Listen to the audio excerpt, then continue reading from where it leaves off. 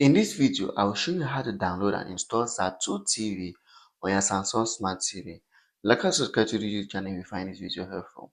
So the process to do that, the first thing, connect to the internet. After connecting to your internet on your Samsung Smart TV, you're going to try to locate your App Store.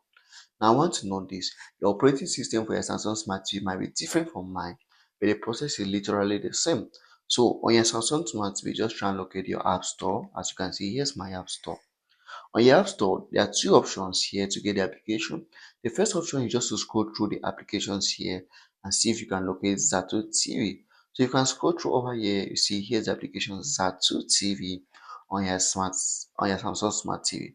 Now, but if you don't find it application by scrolling to here, the next thing you could do is you come to the search box and search for the application Zatto. So I click on A and then double T O O. That's the name of the application, and we'll click on search. On the search, the application pops up and we can go ahead and just click on download, and the application will be downloaded to your Samsung Smart TV without any issues. Like and subscribe to the channel if you find this video helpful.